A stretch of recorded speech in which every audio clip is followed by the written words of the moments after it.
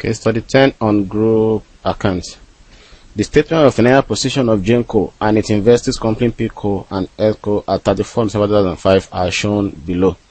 We are given a statement of financial position as at 34 December 2005. The details are non-current assets. Under non-current asset, we have freehold, plants, and investment. Then, under current asset, we have inventory, receivables, and cash. Then, under equity and liability, we have the equity, share capital, and retained earning.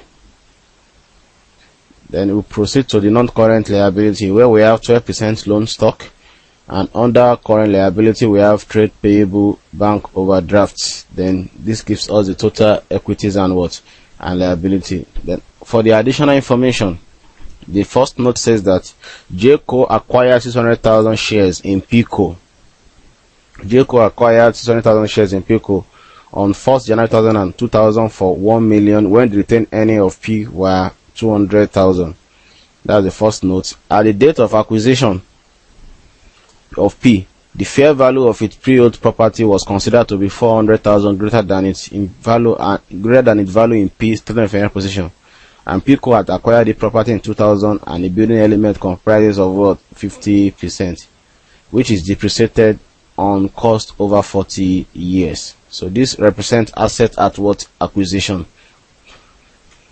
JCO acquired 225,000 shares, ordinary shares in X on 1st January 2004 for 500,000 when the retained earning of ESCO were 150,000. Then PICO manufactured a component used by both JCO and ESCO. Transfer are made by P at cost plus 25%. JCO had 100,000 inventory of this component at 34 2005. In the same period, JCO sold to ESCO, of which ESCO had 80,000 of this inventory as at the year end, and JCO had marked up this good by 25%. That is, JCO had two companies, and the transfer of goods was made to the two company. So that is exactly what I know is saying, which I'm going to explain the treatment as we proceed. The goodwill in PICO is impaired and should be written off. That means any goodwill we arrive at in the book of PICO should be written off. Then an impairment loss of 92,000 is to recognize on the investment in in ESCO. Non-controlling interest is valued at full fair value. Then PICO share were trading at 1.6 job prior to the acquisition. So that is a requirement. So you are required to prepare the consolidated of financial position as at 31st December 2005. So before we do anything, the first thing we need to do is to sketch out our solution. So we have J group consolidated statement of financial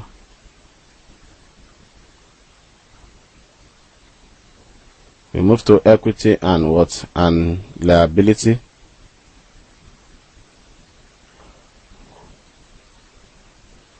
So under the equity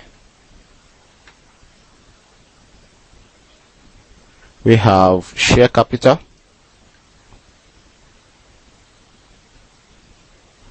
retained earning, then non-controlling interest will come into. Having done this, we move to the non-current liability as given in the question. Under non-current liability, what do we have?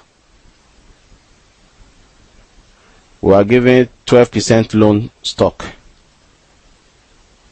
12% loan stock.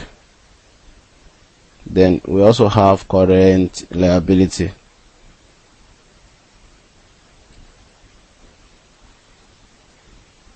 Under current liability, what do we have? Let's check.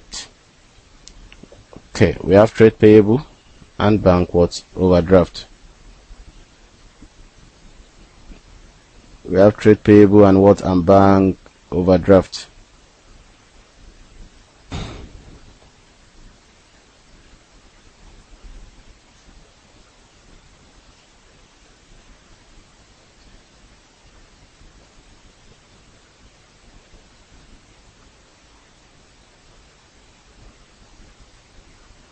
So summing up all this, we equals to our what? Our net asset.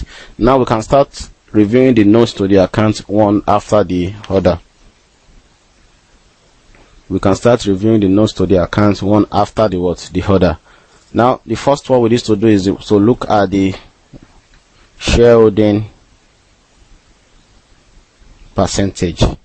Now the first one says that J acquire 600,000 shares in what? In P.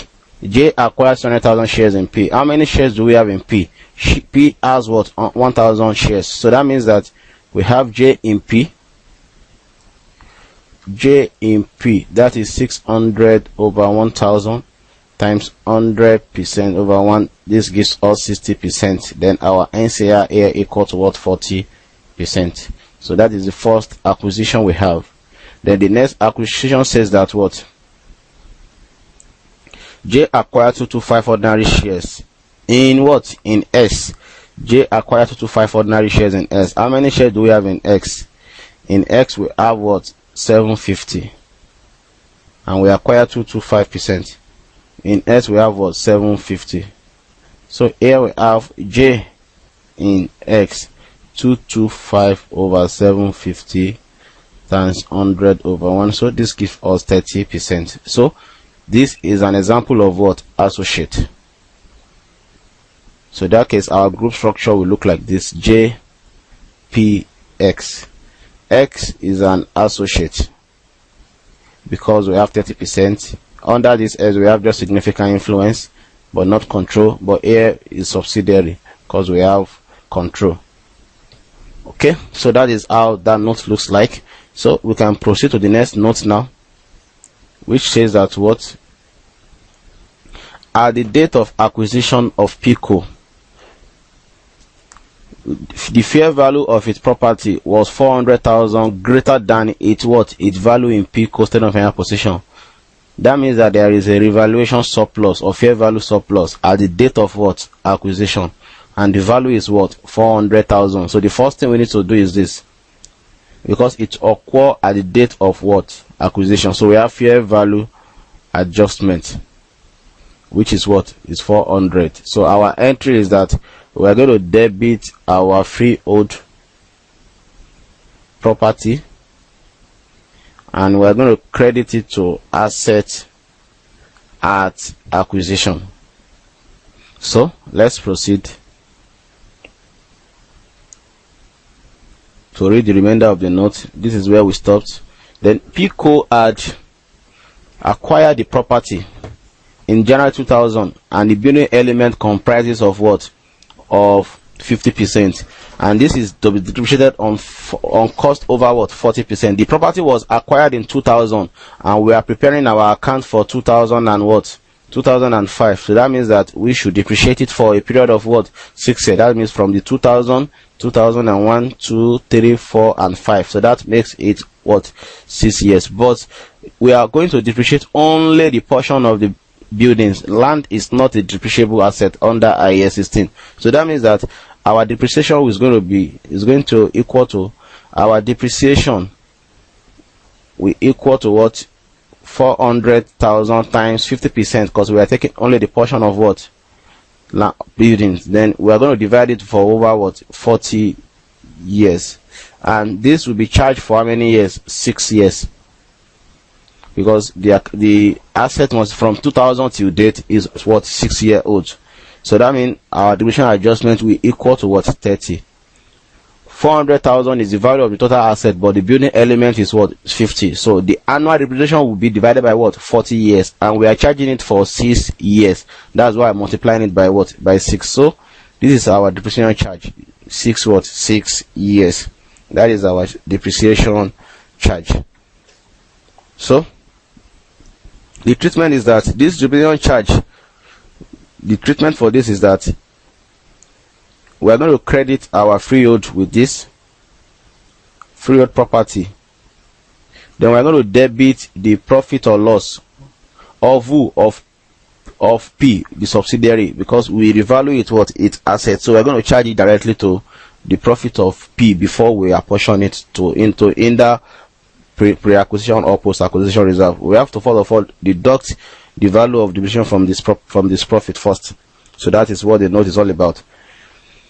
Any asset that occurred at the date of acquisition and it involved depreciation, and the asset of the subsidiary was the one that was revalued, any depreciation adjustment has to be charged directly into the subsidiary's profit or loss, not that of the group.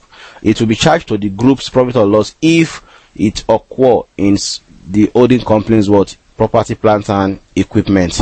So note 1 is treated, 2 is treated, note 3 is treated as well. Now let's look at note 4. PCO, that is the holding company, manufacture a component used by both JCO and SCO. Then transfer are made by P at cost plus what? 25%. JCO had 100,000 of inventory of this component at 31st of December. In the same period, JCO sold goods to S, of which S had 80,000 of this inventory. What happened is that PCO manufactures this is used by J. P is the subsidiary. P is the what? Is the subsidiary. That is, let's look at the group structure. P is the subsidiary. It manufactures a goods that is being used by holding company and also the what? The associate. So that means that there is going to be 2 unrealized profit. That is, he manufactures a goods that is being used by both J and S. That is the holding company and what? Subsidiary. And he made the transfer to them at cost plus what? 25%. He made the transfer to them at cost plus 25%. Now, J, the holding company, still have 100,000 worth of these goods in its inventory. That means that we're going to compute unrealized profit for J based on this 100,000. Then JCO sold goods to S, that is the holding company himself. Now transfer goods to who? To X. Okay, and of which SCO had 80,000 of this in his stock. So the holding company now transfer goods to S, and ST has 80,000 of this in his what? In his inventory. That means that we're going to compute unrealized profit for associate based on this 80,000, and we're going to compute unrealized profit for holding company based on this what? 100,000. But how we're going to pass the journals for associate will be quite different from how we're going to pass the journals for who? For the holding company. Now let's proceed to see that. Third workings, unrealized what? Profit. Now the first one is that on sales by P to J, that is from the subsidiary to the holding company. So we have 100 times what? 25 over 100 plus 25, and this gives us how much? This gives us 20. This gives us what? 20. So this gives us what? This gives us 20. So our journals is very easy for this ones now. All that is required from us is to debit and credit. We are going to credit the group inventory, but we are going to debit the profit or loss of the subsidiaries. So we are going to credit the P or L of what? Of P. We are going to credit P or L of what? P. The same thing we are doing for the fair value adjustment is the same entry we are going to pass for this one as well. We are going to credit the profit of the subsidiaries directly with this value. With this value, we are debiting his profit directly with this what? Value. Then the second one is on sales by the holding company to who? To S, that is the associate. So this one is what? 80 into 25 over 100 plus 25. So this gives us 4.8. This gives us 4.8. 4.8. So our entry is that we're going to debit the profit or loss of P or L of what? Of the holding company, that is the group. Then we are going to credit, we are not going to credit inventory because associate inventories will not be consolidated. Instead, we are going to credit investment in associate. So this is what we are going to pass for this. That is on sales by what? J to S. So in this case, we are not going to credit inventory because associate is not part of the group, but rather we are going to credit its investment with us, to reduce the value of its what investment with us. So that is the end of that entries.